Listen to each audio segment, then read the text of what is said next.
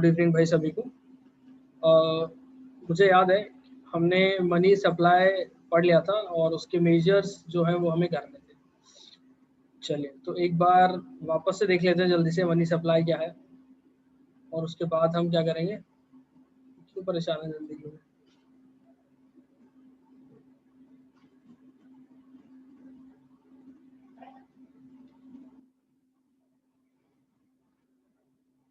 अरे बाप रे, ठीक है चलिए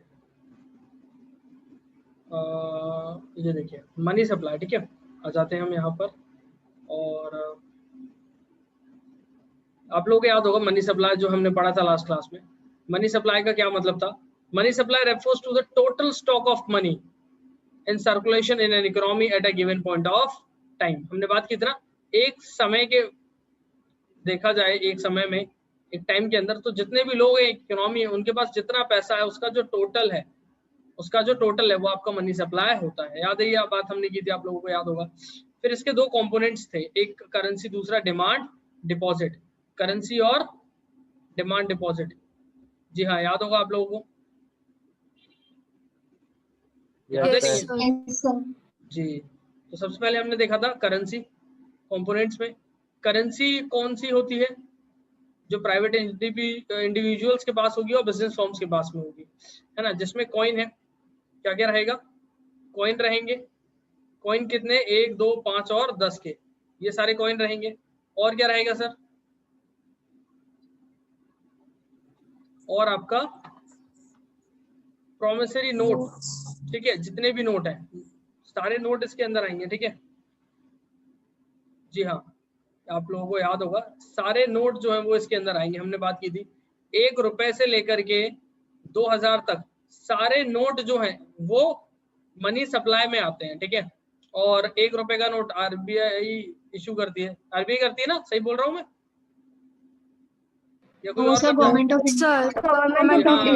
गवर्नमेंट ऑफ इंडिया और 2 से 2000 के आरबीआई, ठीक है। ये बातें हमने की थी लास्ट क्लास में।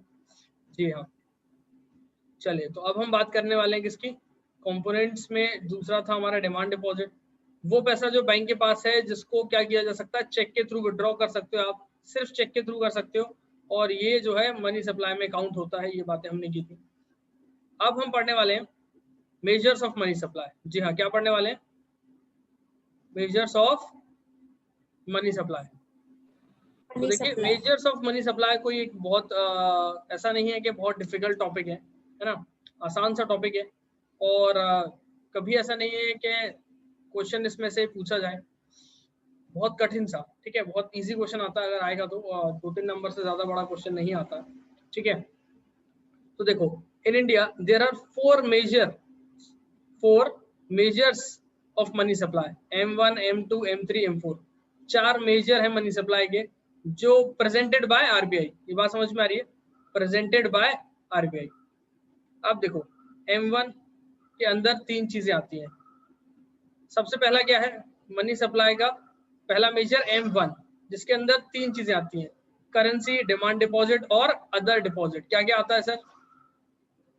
करेंसी, डिमांड डिपॉजिट और अदर डिपॉजिट।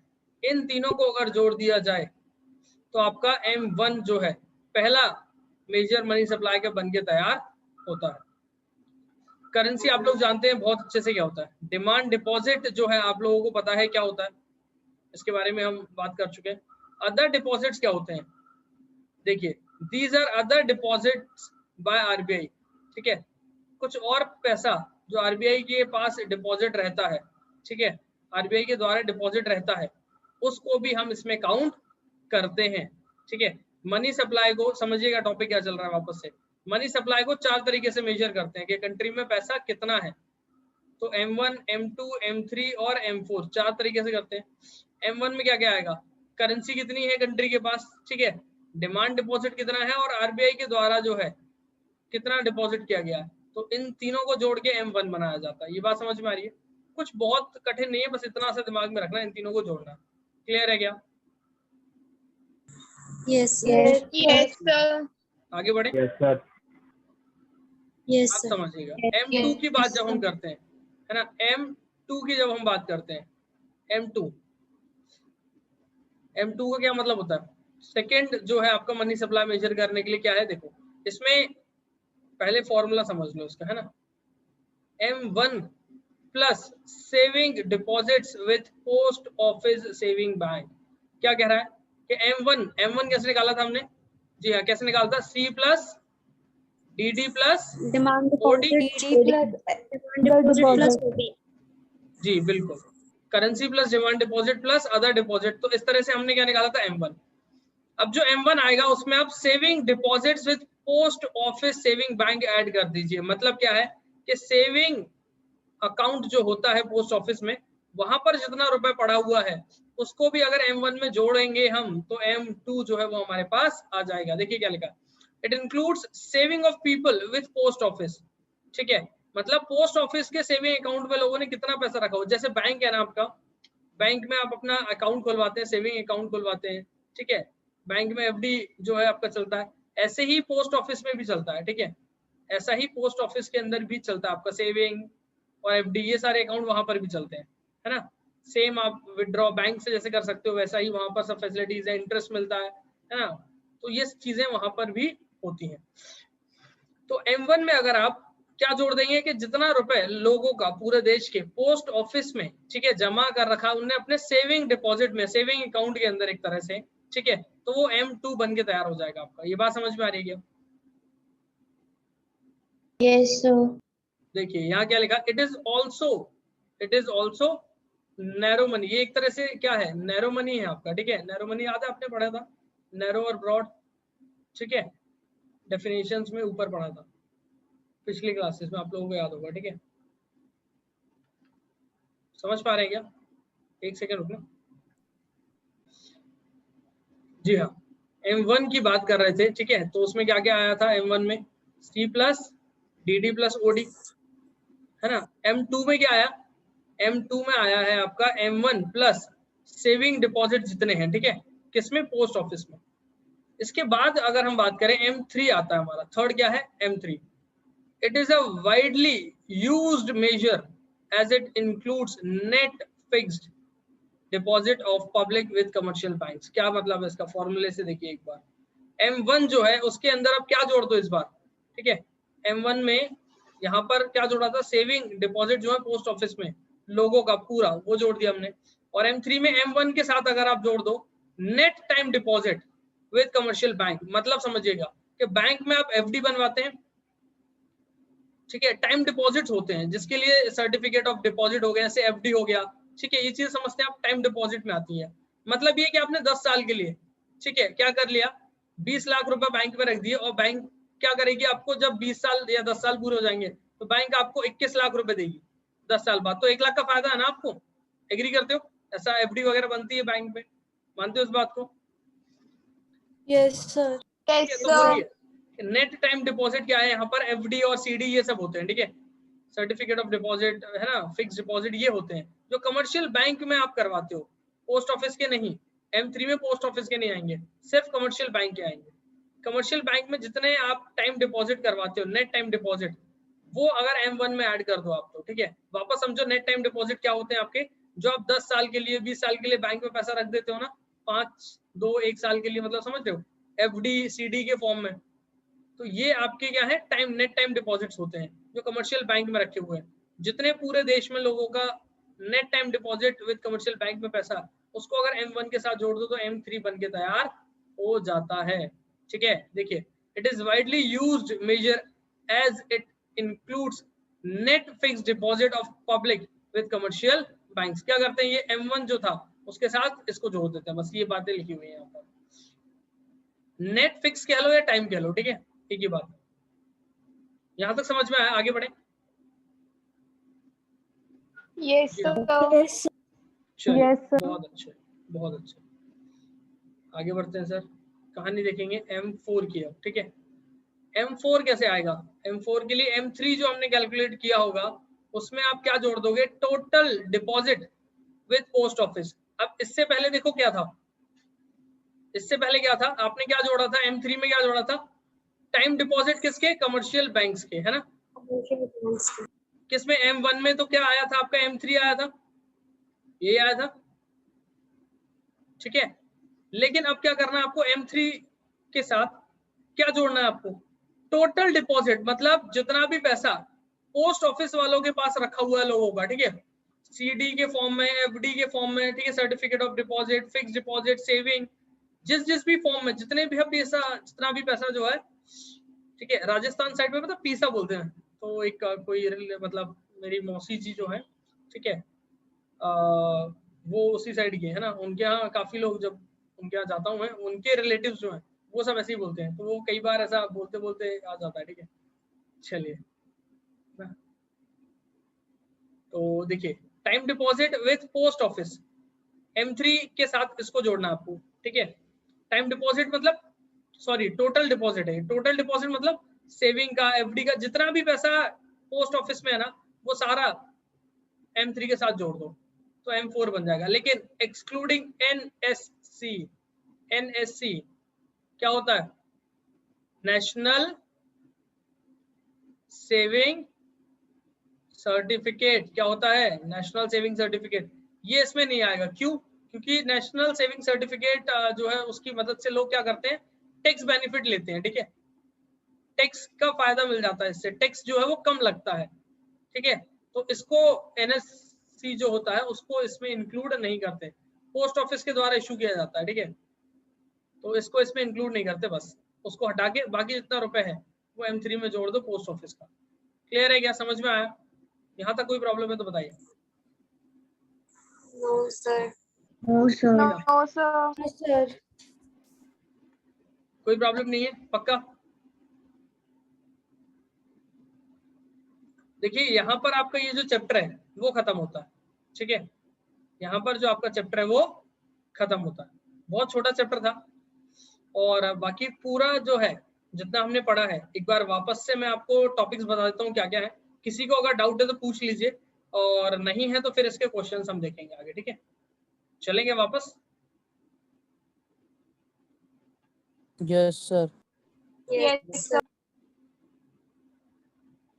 तो मनी हमने देखा था, बार्टर सिस्टम हमने देखा था, फीचर्स देखे थे इसके, लिमिटेशंस देखे थे, इवोल्यूशन ऑफ मनी देखा था हमने, है ना, मेटेलिक मनी देखा था हमने, फिर हमने मनी क्या होता है और सारी बातें की थी, उसके फंक्शंस क्या होते हैं, प्राइमरी सेकेंडरी फंक्शंस होते हैं, डिफरेंट डेफिनेशन है मनी के, legal definition of money, functional definition of money, narrow broad money, near money, ये सब बातें की थी, ठीक है। लीगल टेंडर मनी और non legal tender money, legal tender money के टाइप्स हमने देखे थे, limited, unlimited, functional definition of money, narrow broad, फिर मनी और नियर मनी का कॉन्सेप्ट, मनी सप्लाई, उसके कंपोनेंट्स हमने पढ़े, करेंसी और demand deposit, measures of money supply, फिर हमने मेजर्स ऑफ मनी सप्लाई में क्या देखा, M1, M2, M3, M4, इतनी बातें इस चैप्टर में हमें करनी थी।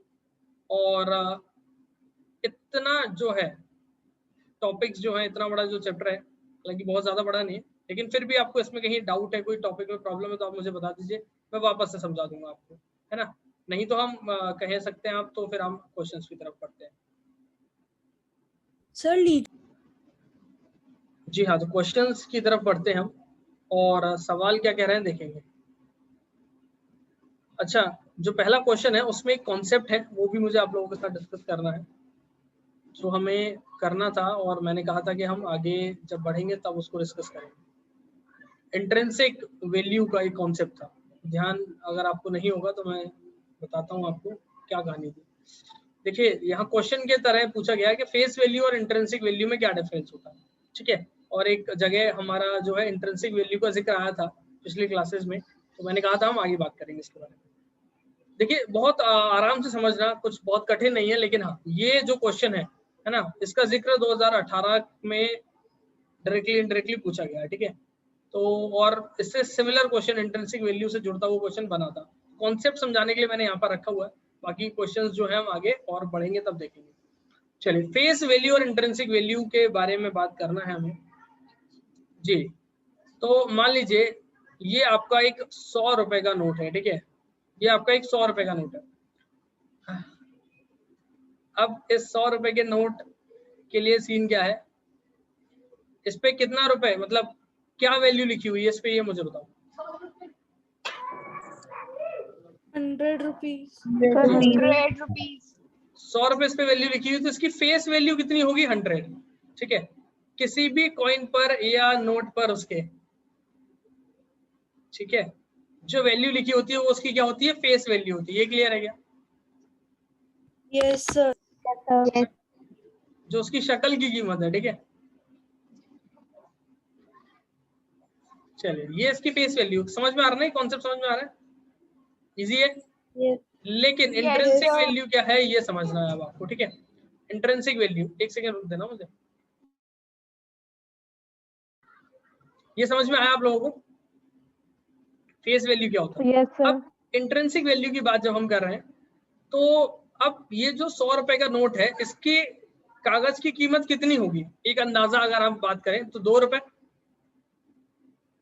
3 रुपए, यही होगी, मानते हो? मतलब जिस कागज से ये बना है 100 रुपए का नोट, उसकी कीमत कितनी होगी उस कागज की? 2 रुपए या 3 रुपए? मानते हो इस बात को? या बनने में कितना 2-3 रुपए का खर्चा आ रहा होगा इसको बनने में? समझ रहे हो ना? ठीक है, Yes, sir. और sir. है ना, ऐसे ही एक कॉइन है, ठीक है, 5 रुपए का सिक्का ही है, तो इस पे फेस वैल्यू कितनी है इसकी? 5 रुपए। इसकी फेस वैल्यू कितनी है? 5 रुपए। लेकिन अगर इसको मार्केट में लेकर जाओ, 5 रुपए का पीतल का सिक्का है, स्टील का है, ठीक है, तो जब स्टील के भाव में बेचोगे इसे आप, तो मान लो 5 रुपए इसमें से अपन एकदम ऐसे पत्थर से मिटा दिए, ठीक है, 5 रुपए अब वो नहीं रहे, तो उसको अगर स्टील के भाव बेचोगे तो कितने रुपए में जाएगा वो? 1 रुपए में। मान लो 2 रुपए में चला गया। समझ रहे हो ना? तो फेस वैल्यू क्या है जो उस पे लिखी है? इंट्रिंसिक वैल्यू क्या है? ये वाली वैल्यू समझ में आ रही है ना? यहाँ पर कॉइन की 1 या 2 रुपए, या नोट की 2 या 3 रुपए। समझ में आ रही है क्या बात कहना चाह रहा हूँ? Yes, sir. समझ में आ रहा है ना? Yes, sir. मतलब ये कि Yes, अगर वो sir. नोट ना हो, वो अगर स्टील हो, पीतल हो या कागज हो, उसके हिसाब से अगर हम उसकी वैल्यू देखें तो कितनी वैल्यू है, तो उसे इंट्रिंसिक वैल्यू कहते हैं। क्लियर है कॉन्सेप्ट? Yes, sir. चलिए, तो फेस वैल्यू क्या Yes, लिखा sir. देखो। हाँ जी, face value refers to the value which is written on the unit of money. जैसे एग्जांपल के लिए अगर हम बात करें, face value of 100 rupee note is equal to 100 rupees. 100 रुपए के नोट की कीमत कितनी है? 100 रुपए, तो फेस वैल्यू है।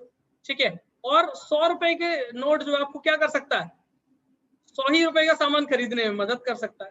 ये बात इस तरह से है। ठीक है, आगे अगर हम बढ़े तो देखो, intrinsic value refers to the commodity और metallic value of the unit of money. समझ रहे हो? कमोडिटी के मतलब यहाँ पेपर मनी के लिए पेपर है, और मेटेलिक मनी के लिए वो कॉइन के लिए जब हम बात कर रहे थे स्टील या जो पीतल है जो भी है।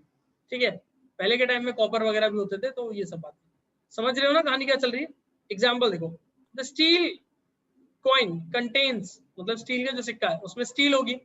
If the coin is sold as steel, लेकिन अगर हम उस सिक्के को स्टील के भाव में बेचेंगे, ठीक है, तो the value eight which it is sold, तो जितने की कीमत में वो बिक रहा है, 5 रुपए का सिक्का 2 रुपए में बिक रहा है अगर, ठीक है, तो वो 2 रुपए जो है उसकी इंट्रिंसिक वैल्यू है।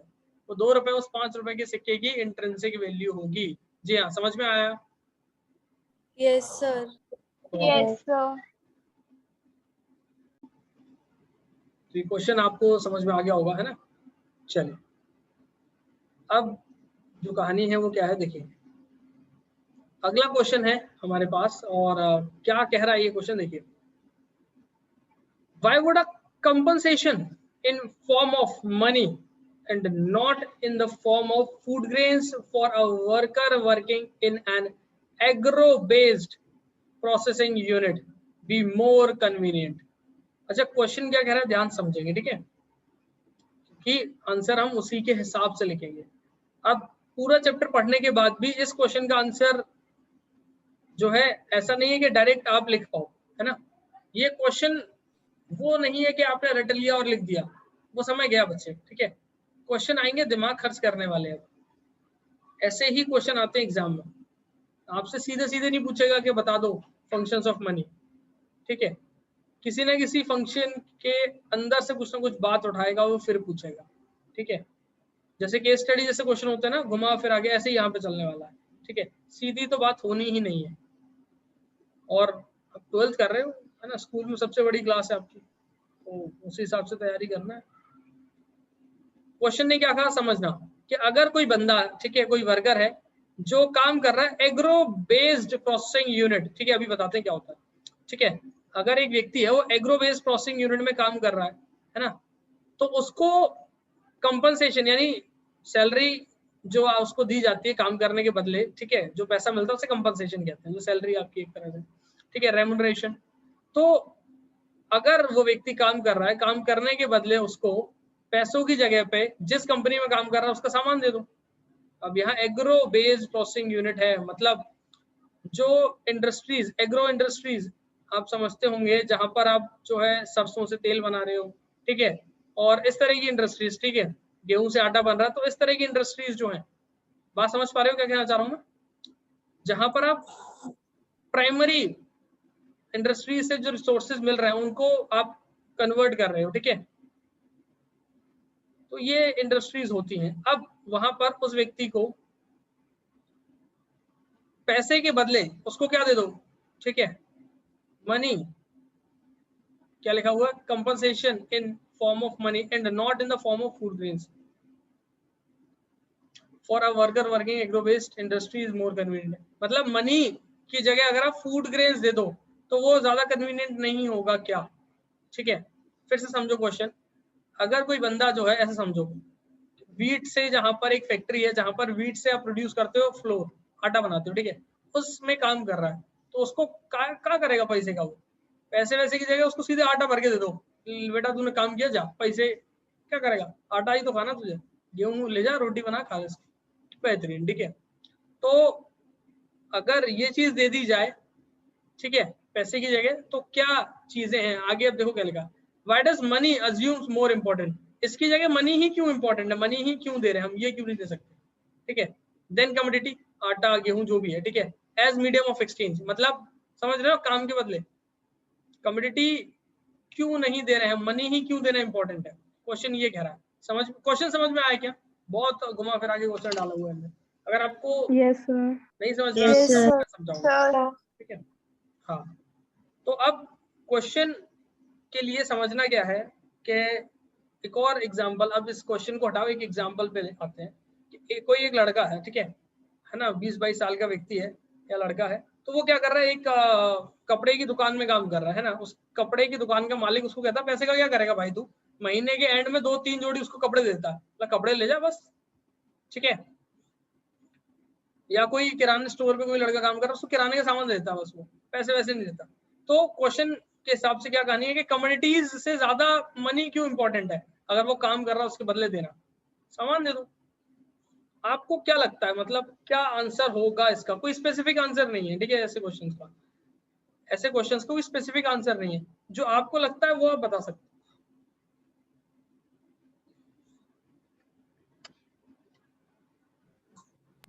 सर, ये जो ये मैनेजर जवाब है मेरे पास अगर वो उस सही। इंसान को मनी देगा तो फिर वो इससे कुछ भी चीजें खरीद सकता है, और अगर वो कुछ पर्टिकुलर चीज देगा, लाइक कोई कमोडिटीज दे दी, तो उसे वो उसे उसी चीज को यूज कर सकता है, जो उसकी मन का है वो तो नहीं हो। बिल्कुल सही बात है, यही जवाब गौरव ने भी दिया, यही मुझे निशिका ने दिया है। और कोई,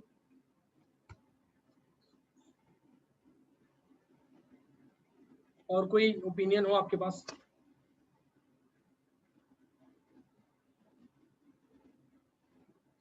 इतने सारे दिमाग है हमारे पास, इस्तेमाल करो इन्हें। जी हाँ, और क्या हो सकता है आपके हिसाब से?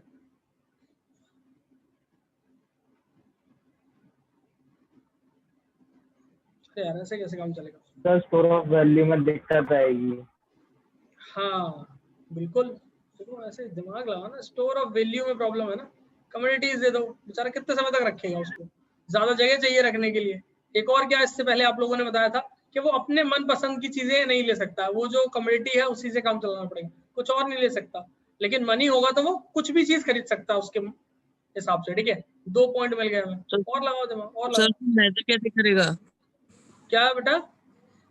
सर वो मेजरेबल नहीं होगा। मेजर का मतलब यहाँ पर शायद आप ये कहना चाह रहे हो कि उसने काम किया है, ठीक है, उसके बदले कितना सामान उसको मिलना चाहिए, ये कैसे हिसाब लगाया जाएगा, यस सर। समझ रहे हो। लेकिन हाँ, उसने मान लीजिए 100 यूनिट प्रोड्यूस किए, और एक यूनिट का अगर उसको 100 रुपए मिलना है, तो उसके 10,000 रुपए फिक्स होगा महीने के, ठीक है। लेकिन यहाँ कितना, कुछ हिसाब किताब ही नहीं है, तो ये सारी प्रॉब्लम्स जो हैं वो देखने मिल सकती हैं। तो इसका क्या आंसर जो हमें लिखना होगा या लिखें तो ज्यादा अच्छा होगा, देखिए क्या लिखा हुआ है। अच्छा कोई पढ़ेगा क्या आंसर, कोई पढ़ के बताएगा मुझे क्या लिखा।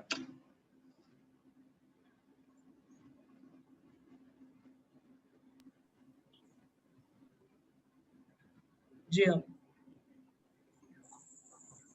Sir, money is the commonly expected measure of value.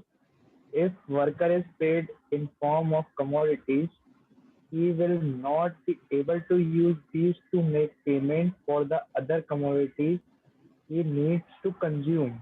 Money being the medium of exchange gives him freedom of choice in buying goods and services.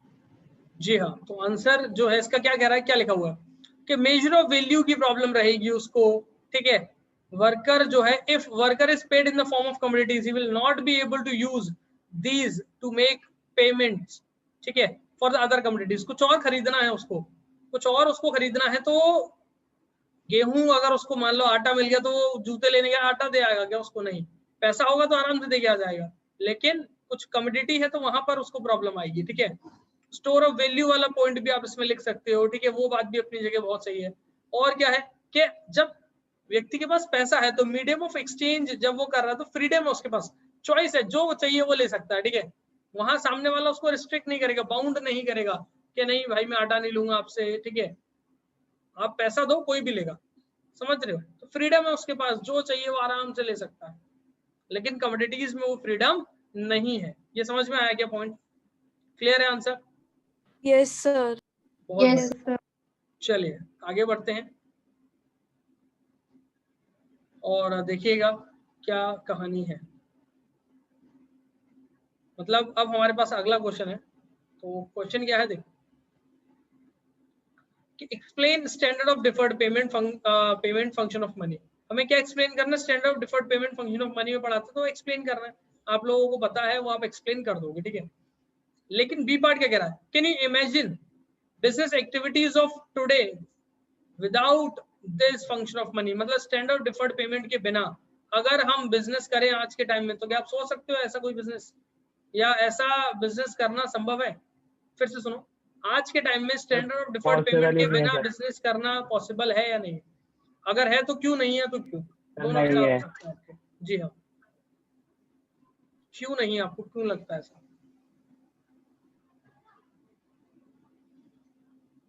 बताइए बच्चे। सर किसी बिजनेस में सर बाइंग एंड सेलिंग तो होती है, और without buying and selling ऐसा कैसा बिजनेस? देखिए बाइंग एंड सेलिंग तो आपकी बात बिल्कुल सही है, लेकिन एक और चीज मैं आपको बता दूं, स्टैंडर्ड डिफर्ड पेमेंट में हमने क्या बात की थी, बाइंग सेलिंग तो होगा ठीक है, लेकिन बोरो करने की बहुत एक बात की थी हमने, ठीक है, याद होगा आपको, जहां पर आप फ्यूचर पेमेंट्स की बात कर रहे हो। आज आपने सामान ले लिया, धीरे धीरे करके भविष्य में पैसा चुका रहे हो, ठीक है ना। स्टैंडर्ड डिफर्ड पेमेंट या फ्यूचर कॉन्ट्रैक्ट्स की बात जहां पर हो रही थी, ठीक है, वो सारी चीजें पॉसिबल है। लेकिन आप जो है अगर बिजनेस कर रहे हो आज के टाइम में, आधे से ज्यादा बिजनेस आप बताओ उधारी पे चलते हैं, नहीं चलते हैं? एग्री करते हो? तो ये चीज बहुत मुश्किल हो जाएगी अगर स्टैंड डिफर्ड पेमेंट नहीं होगा, बिजनेस आज के टाइम में करना बहुत मुश्किल का विषय हो जाएगा। देखिए क्या आंसर है और कैसे मतलब हम लिखने वाले। स्टैंडर्ड डिफर्ड पेमेंट तो ये पूरा एक्सप्लेन कर देना यहाँ पर, ठीक है। बाइंग सेलिंग और बोरोइंग तीनों बातें याद रखना, ठीक है। मनी पॉसिबल करता है क्रेडिट ट्रांजैक्शन, उधार खरीदी को जो है संभव किया जाता है मनी के माध्यम से, ठीक है। अब बी पार्ट क्या है इसका, देखो मनी जो है वो सर्व करता है स्टैंडर्ड ऑफ फ्यूचर पेमेंट्स, ठीक है, फ्यूचर पेमेंट्स पॉसिबल होते हैं। मॉडर्न बिजनेस जो है आजकल के, ठीक है, वो बहुत आज के टाइम में अगर देखे जाए तो ज्यादातर काम कैसे कर रहे हैं, बोरो करके कर रहे हैं। बोरोइंग एंड लेंडिंग पे बहुत ज्यादा काम होता है, किस पे, फाइनेंशियल इंस्टीट्यूशन में, ठीक है। बिना पैसे के तो बिजनेस चल ही नहीं सकता, और बोरोइंग और लेंडिंग पे बहुत सारे बिजनेस जो आज के टाइम में इसी पर टिके हुए हैं, ठीक है। और क्या कर रहा है, ये फैसिलिटेट करता है इकोनॉमिक एक्टिविटीज को, एडवांस इकोनॉमिक एक्टिविटीज को, ठीक है, जिससे आप क्या है तो समझ सकते हैं कि भैया ये जो है स्टैंडर्ड ऑफ डिफर्ड पेमेंट, ये फंक्शन आज के बिजनेसेस के लिए बहुत ज्यादा जरूरी होता है। हम इसके बिना बिजनेस इमेजिन नहीं कर सकते हैं। जी हाँ, समझ में आया क्या? Yes sir. सर बहुत बढ़िया। Yes sir. आगे बढ़ेंगे। अब जो हमने मेजर्स पढ़े थे मनी सप्लाई के, उसके न्यूमेरिकल्स पे क्वेश्चन है, ठीक है। बहुत इजी है, कुछ नहीं करना, सिंपल फॉर्मूला आपको याद होगा, तो आपको पुट करना है वैल्यू और आंसर निकालना है, ठीक है। कैलकुलेट करना है M1 M2 M3 M4 money supply में जो था, ठीक है। यहाँ पर सारी चीजें दी हुई हैं जो हमें चाहिए होती हैं, ठीक है। देखिए करेंसी दिया हुआ है, पब्लिक के पास कितना है, डिमांड डिपॉजिट दिया हुआ है, अदर डिपॉजिट दिया हुआ है। अब देखो इन तीनों को जोड़ दोगे तो क्या बन जाएगा, M1 बनेगा या नहीं बनेगा? याद करो M1 में क्या था, currency, demand deposit, other deposit, ठीक है। फिर ये कह रहा है net time deposit with commercial bank, ठीक है। अगर M1 के साथ इसको जोड़ दोगे तो क्या बनेगा, M3 बन जाएगा, M3, ठीक है। मतलब वन ये जो है 1 2 3 और +4 इनको जोड़ दो, ठीक है। ये वैल्यू जो है 26,000, 16,000 और 24,000, इन तीनों का से बनेगा M1, ठीक है। जोड़ के देखो कितना आया, 66,000 आ रहा है। फिर इसमें 10,000 और जोड़ दो, Yes, sir. तो 76,000 आ गया। ये क्या है 76,000, ये है M3, ठीक है। अब इसी में देखो 66,000 आपका M1 था, है ना। Total deposit with post office, इसको अभी छोड़ दो। सेविंग डिपॉजिट जो है 5,000 का, ठीक है, इसको अगर जोड़ दो प्लस 5,000 का, तो M2 आ जाएगा, 69,000 M2 आ जाएगा, ठीक है। समझ में आ रहा है ना, क्यों, मतलब फॉर्मूले में था, तो आपको फॉर्मूले शायद अभी याद नहीं होंगे, लेकिन मुझे है तो मैं बता पा रहा हूँ, ठीक है। एक बार देखोगे अभी तो समझ में आ जाएगा सब। और जब M3 निकाल लिया था आपने, ठीक है, M3 कितना आया था, 76,000 आया था M3, ठीक है। 1 2 3 4 इनको जोड़कर प्लस 14,000 और कर दोगे अगर आप इसके अंदर, तो ये कितना हो जाएगा, 90,000 हो जाएगा। के स्टैंड्स फॉर 1000, ठीक है, याद रखना। तो 90,000 ये क्या हो जाएगा आपका, M4 हो जाएगा, ठीक है। बस इतना ही है और कुछ नहीं होता इसमें। मैं आपको दिखा देता हूँ एक बार। ये पहले क्या था, M1 निकालना, तो CDD प्लस OD इनको जोड़ दिया, 66,000 आ गया। फिर M1 में आपने ये जोड़ दिया saving deposit with post office, अच्छा कुछ गलती कर दी अपन ने, तो हाँ ठीक है, उसको देख लेना, है ना। तो इसको जोड़ दोगे 71,000 आ जाएगा। M2 सही तो था यार, 69 कह दिया था मैंने बस, 66 में 5 जोड़ने पर 69 कहा था मैंने, लेकिन 71 होगा बस, ठीक है। हाँ ध्यान रखना। M3 में जो है 66 में 10 जोड़ दो, ये वाले जो है, ठीक है। Net time deposit commercial bank, सीधा सीधा फॉर्मूले में दिया है, और यहाँ वैल्यू होती है, उठा के जोड़ दो, 76,000 आ गया इसका। और यहाँ पर टाइम डिपॉजिट जो है नेट 76 में जोड़ दो, 90,000 आ गया। बस इतना सा क्वेश्चन होता है अगर न्यूमेरिकल में पूछेगा तो।